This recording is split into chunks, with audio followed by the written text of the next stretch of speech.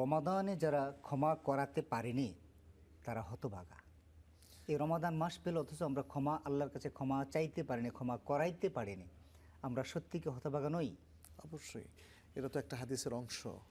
তিনটা জিনিসের একটা হলো সেই ব্যক্তি হতভাগাদের মধ্যে পড়বে যে রমাদান মাস পেল অথচ তার পাপ ক্ষমা করিয়ে নিতে পারলো না। অর্থাৎ সে রমাদান মাসের প্রোগ্রামগুলো সঠিকভাবে বাস্তবায়ন করলো না এবং আল্লাহর কাছে ক্ষমা চাইলো না, ইবাদতগুলো সে খুব ভালোভাবে করতে পারলো না, রাত্রে জাগরণ করতে পারলো না, কিয়ামুল লাইল করতে পারলো না। এবং রমাদানের তো অন্যতম উদ্দেশ্য হচ্ছে তাকওয়া, আর তাকওয়াটা তো আসেই ক্ষমা চাওয়ার মধ্য দিয়ে, নিষ্পাপ হওয়ার মধ্য দিয়ে মানুষ মুত্তাকি হয়।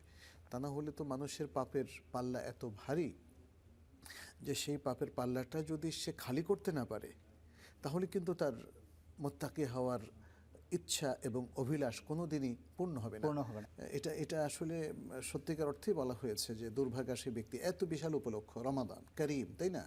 রমাদান মুবারক, এত সুন্দর বরকতময় উপলক্ষ যারা হারিয়েছে তারা সত্যি হতভাগা।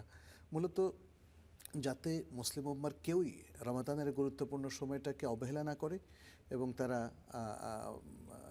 রমাদানের এই ভালো সময়টা তারা যেন হারিয়ে না ফেলে, সেই জন্য আসলে রাসূল সাল্লাল্লাহু আলাইহি ওয়াসাল্লাম আমাদের দৃষ্টি আকর্ষণ করেছেন।